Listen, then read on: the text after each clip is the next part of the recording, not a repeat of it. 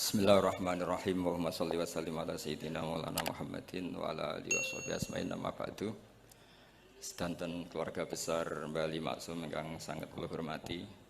Wabil khusus pernah Mbah kawula Kiai Haji Atabik Ali, Mbah Nafisa, Mbah Hanifah, Mbah Ida sedanten. Karena saya ini min dzurriyyati Mbah Umar bin Arabi.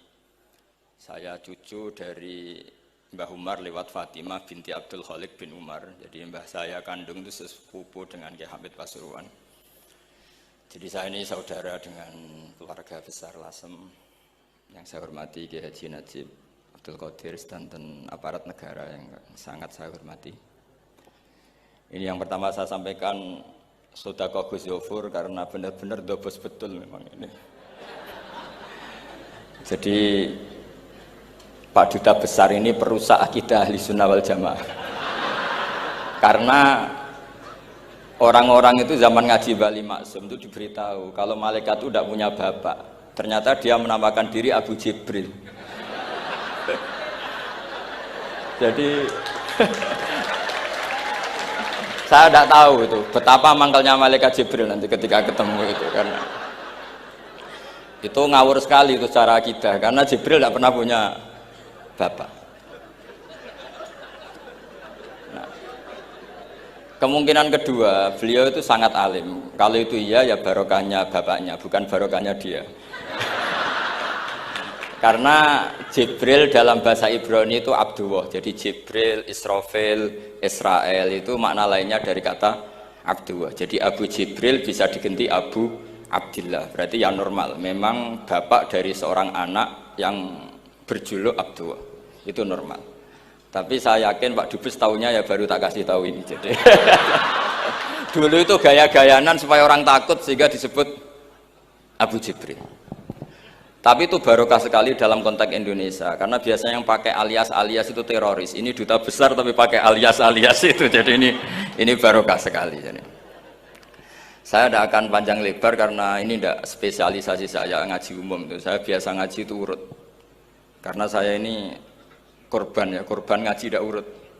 Sehingga saya ini fanatik ngaji urut. Saya ingat, saya ngaji di depan umum, tak ingat belum sampai 5. Mungkin pernah di hallnya Kiai Hamid Pasuruan, di Gus Ali, di Lirboyo sekali, terus di sini. Berarti ini keempat. Dan itu tidak keahlian saya. Jadi kalau tadi ada orang yang ahli mic kayak Duta Besar tadi itu luar biasa. Itu orang kok sampai ngawur seperti itu di depan para kiai. Saya tuh nggak kebayang itu di depan Gus Najib, di depan gurunya Pak Atabik, muji Pak Atabik dari segi karena menguasai ilmu keindahan wanita itu kan tidak sopan sekali. ini sangat tidak sopan. Ya tapi nggak apa-apa, itu bagus lah. Artinya bagus itu jujur. Memang dari asli nggak sopan itu. Jadi kalau pura-pura sopan malah nggak bagus itu. Jadi ya kita ambil positifnya itu. Jadi kalau beliau tidak sopan itu orang yang jujur gitu. Tapi kalau beliau sopan malah aneh. Biasanya tidak sopan kok sopan itu. Teruskan, dan tentu yang sangat saya hormati mertua dari Gus Yofur, Pak Jirjis. Saya ini orang paling takut Pak Jirjis karena beliau dulu pernah ingin Gus Yofur di sini sebagai pengajar tafsir, tapi diambil lagi oleh abahnya. Sehingga saya ini orang paling nggak siap ketemu Pak Jirjis. Karena proyeksi beliau itu akhirnya ya berhasil, tapi di negara lain, fi nahiyatin ukhra, yaitu sarang. Karena beliau inginnya sistem pengajaran tafsir besar di sini, tapi akhirnya Mbah Mun menghendaki di sarang. Saya cerita sedikit tentang Mbah Ali Maksum dan Mbah Mun, dan karena beliau juga teman Mbah kandung saya di Termas. Mbah saya kandung Mbah Sidik dulu ngajinya juga di Termas. Ki Hamid sepupu Mbah saya putri juga di Termas. Kata Mbah Mun tuh gini, wong nak dia anak, jagone kok dipek wong lu repot.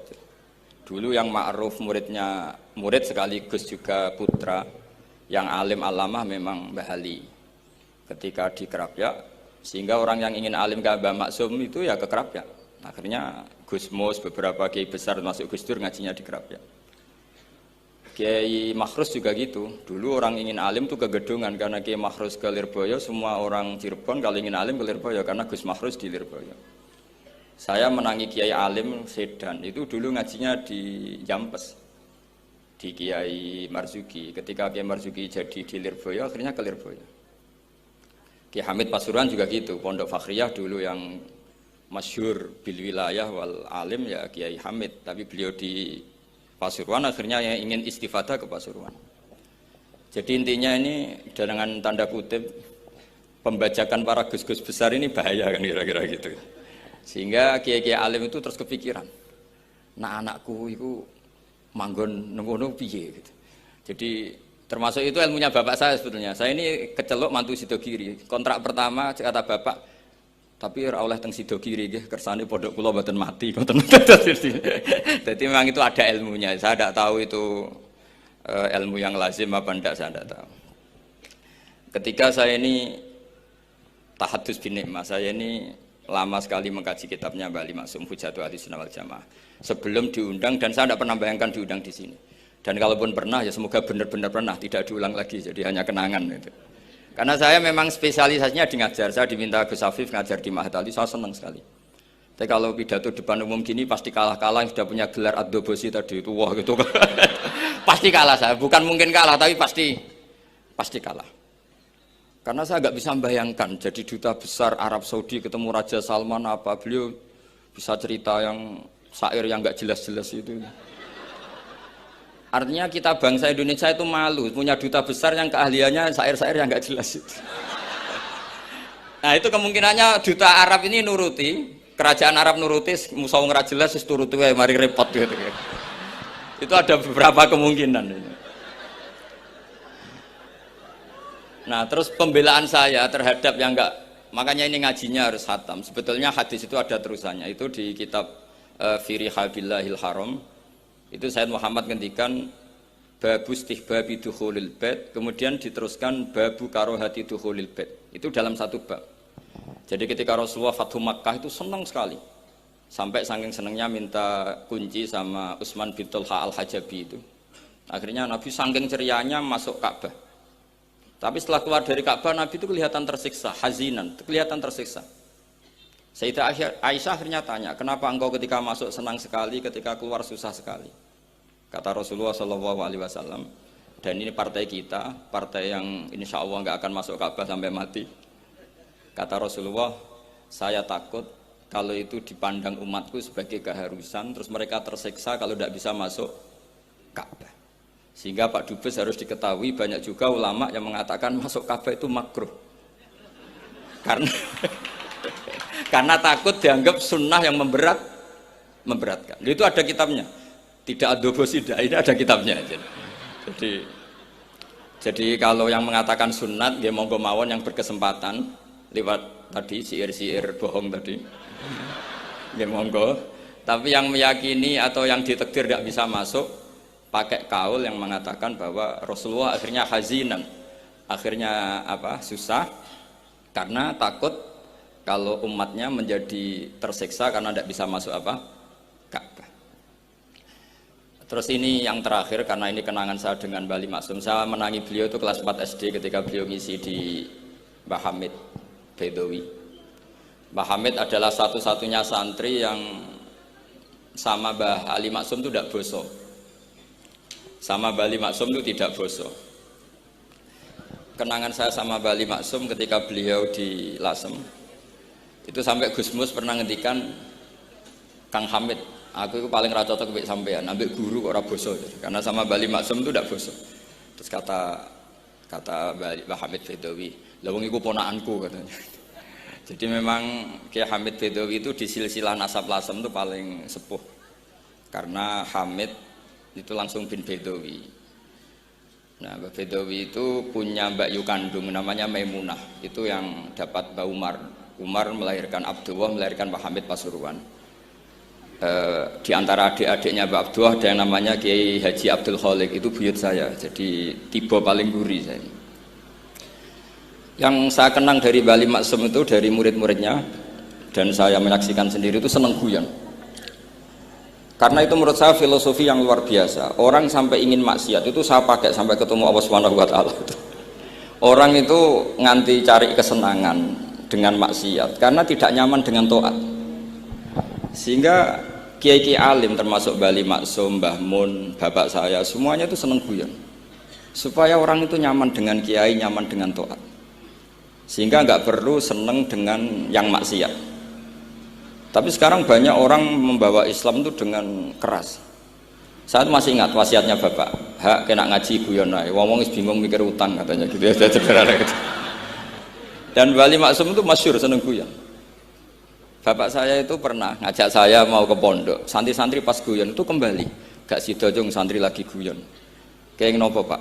Guyon itu barang mewah. Santri itu kadang telat wesel radi duwe, iso guyon itu luar biasa. Makanya jangan diganggu gitu. Meskipun resikonya keterusan guyon double kayak tadi. Jadi itu sanad itu, jadi itu sanad yang luar biasa. Jadi sebetulnya guyon tadi ada filosofi yang luar biasa supaya orang itu farah bitaat atau farah bima ahlahu. Sehingga ada ayat qul bi fadlillah wa bi rahmati fa bidzalika falyafrahu. Sehingga orang itu tidak perlu seneng lewat maksiat, hura-hura lewat maksiat. Kita cium tangannya Mbah Maksum sudah seneng, cium tangannya Mbah Ali seneng. Itu santri kalau ketemu Mbah Hamid nyium tangan itu lebih seneng ketimbang nyium tangan artis.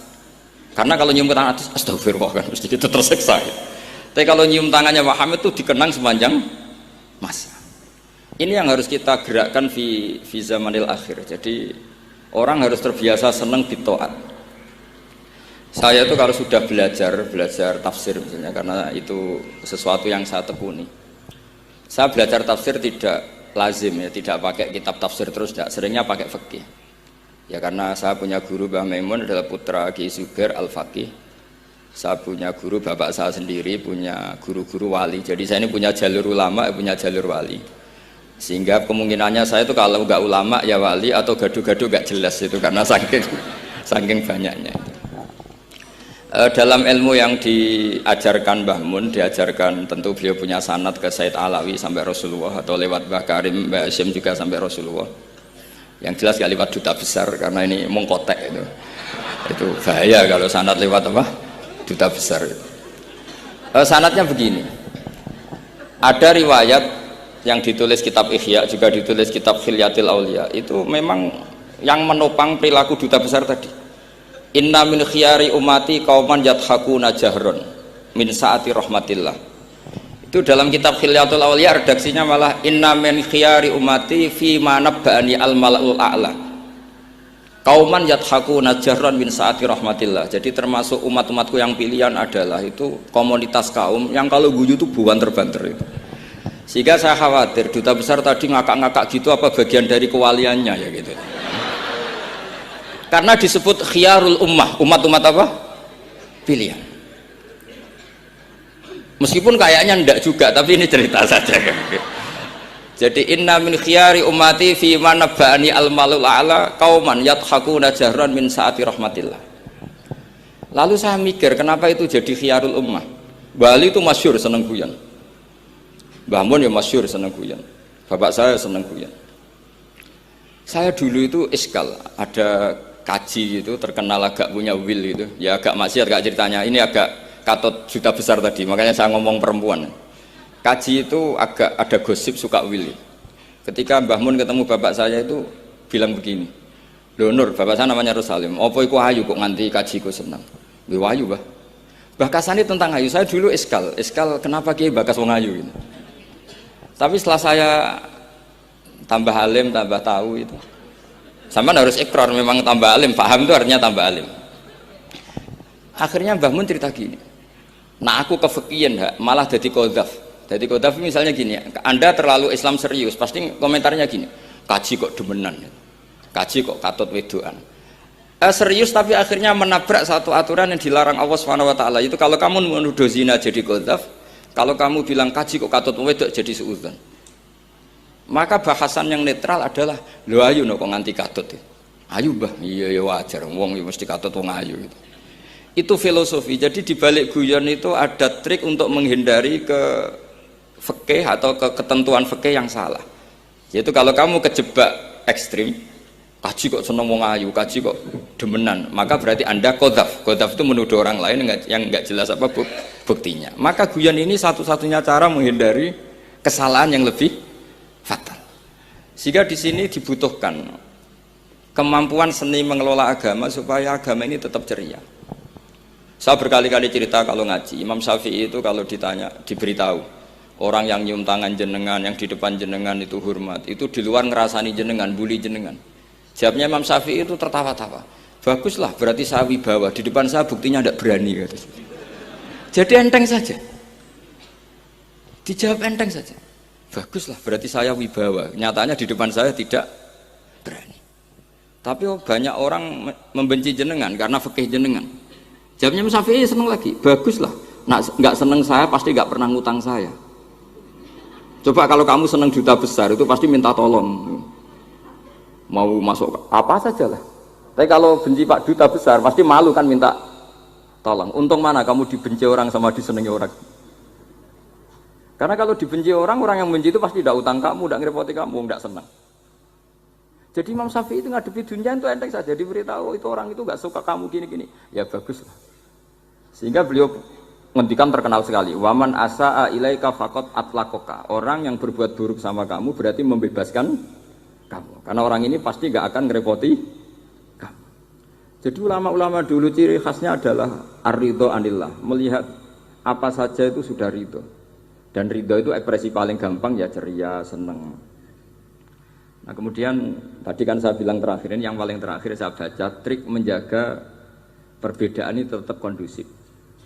Saya neliti kitab Bali Maksum sampai khatam, termasuk kitab yang saya letakkan di kamar khusus itu diantaranya ada kitabnya Bali Maksum, Naduman Sulam Taufiknya Mbah Hamid yang karangan orang-orang Indonesia. Tentu terbanyak ya kitabnya Mbah Mun, Mbah Zubair. Bahkan saya masih punya catatan tangan tulisannya Basim Asyari karena beliau pernah nyurati buyut saya ketika khatam Sahih Muslim yang keluarga Kudus. Terus banyak lah saya punya, termasuk saya punya tulisan tangannya Kiai Fakih Mas Gumambang, gurunya Mbah Zubair. Saya memang dokumenter kitab, sehingga saya maaf sekali kalau pidato umum itu memang saya tidak keahlian saya. Karena itu harus dobes, itu tidak keahlian ulama, dobes itu tidak keahlian ulama. Ini saya baca singkat, tapi semoga ini barokah karena ini kholnya Bali Maksum. Semua mubalek tadi pakai catatannya sendiri, jadi itu ngekholi dirinya sendiri. Ini saya pakai orisinil kitabnya Bali Maksum.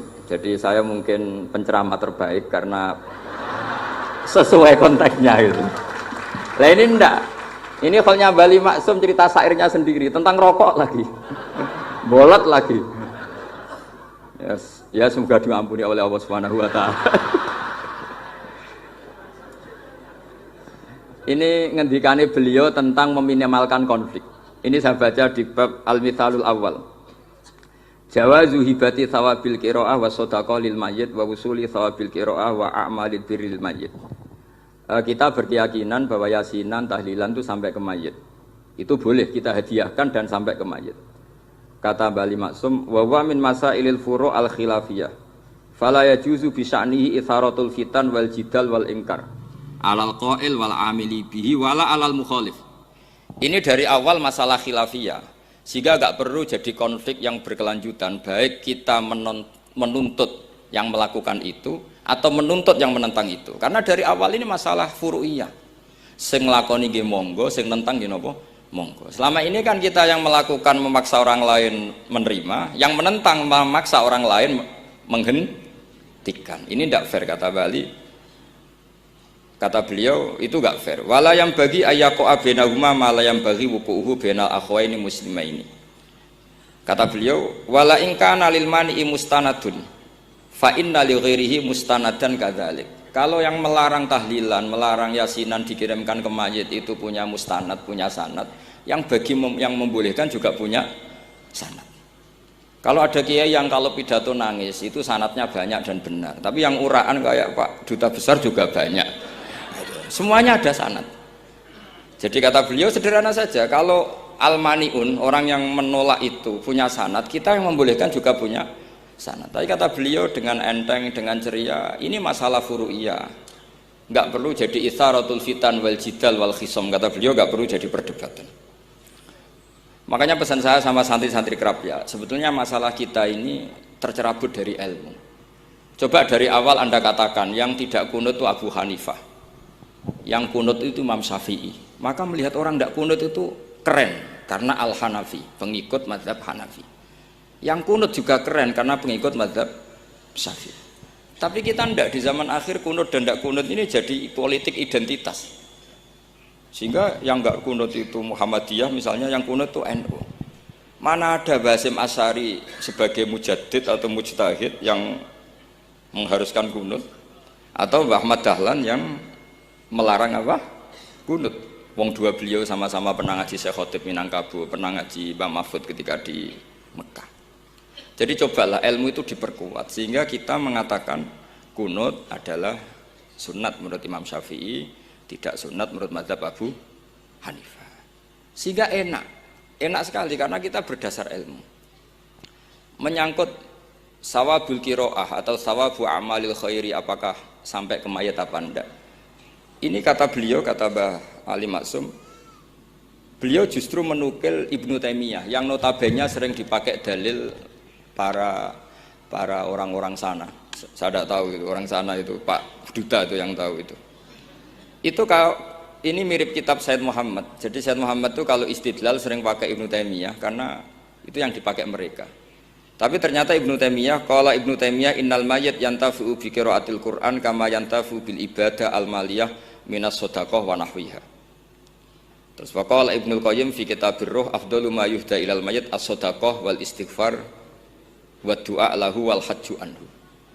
Artinya gini, kita sekarang ini tidak pernah kayak Bali Maksum pakai dalil jawazu ihda lil mayyit itu berdasar Ibnu Taimiyah dan Ibnu Qayyim. Kita seakan-akan Ibnu Taimiyah itu orang yang pasti melarang itu. Sehingga kita itu terus mengatakan sing nyunatno tahlilan ku sapa? Mbah Hasim atau Mbah Fakih atau siapalah. Meskipun riwayat ini mukhtalifah dari Mbah Hasim. Pertanyaannya adalah terus kesannya yang membolehkan itu hanya kiai lokal itu, kiai nasional itu.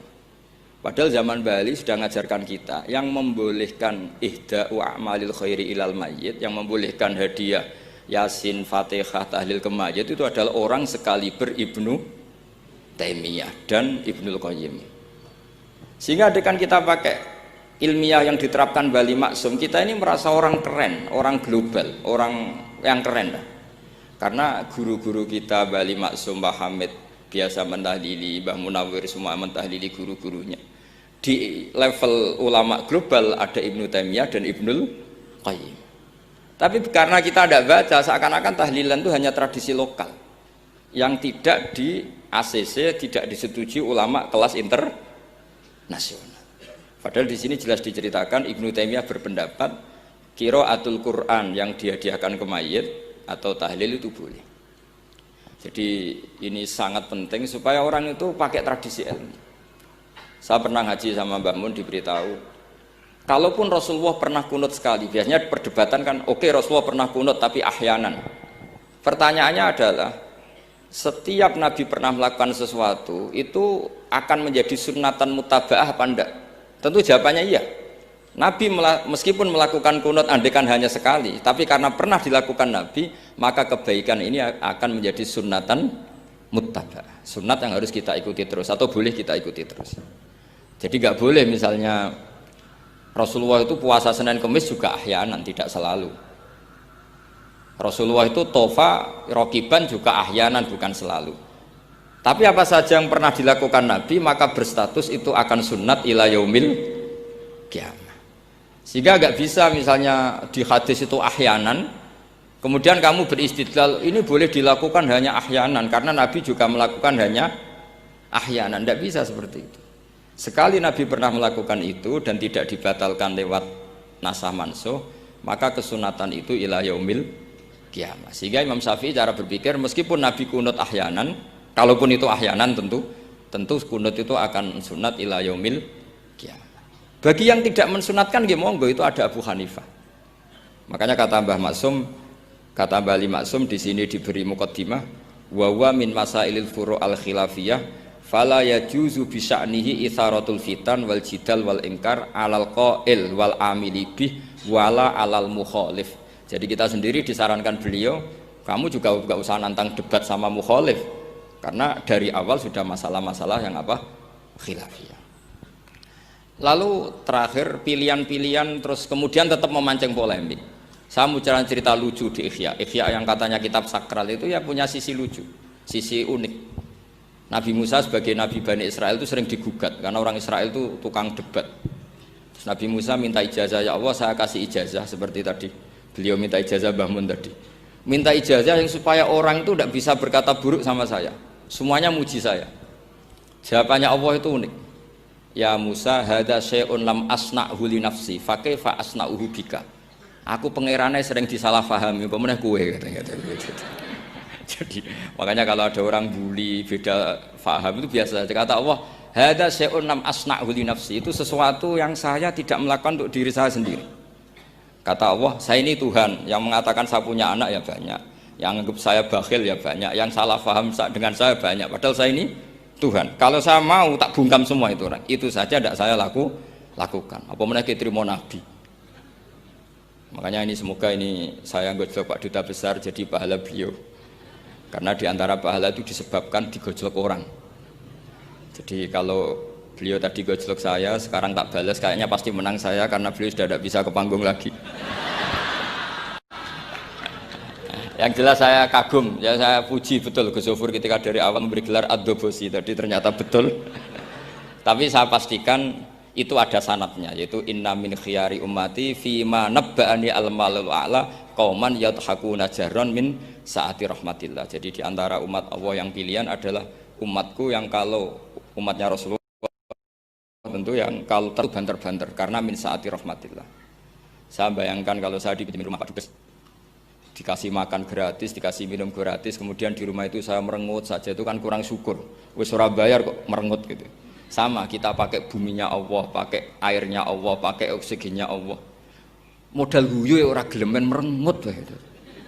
Itu kalau Allah tersinggung pasti Allah ngendikal falyatub robban siwa iwal yakhruj min tahti ardi wasama. Silahkan mencari Tuhan selain saya kata Allah dan keluarlah dari langit saya, dari bumi saya, daripada diusir pangeran wis ning donya ceria wae, guyu-guyu wae, sementing aja dhewean apa guyu wis ngoten mawon.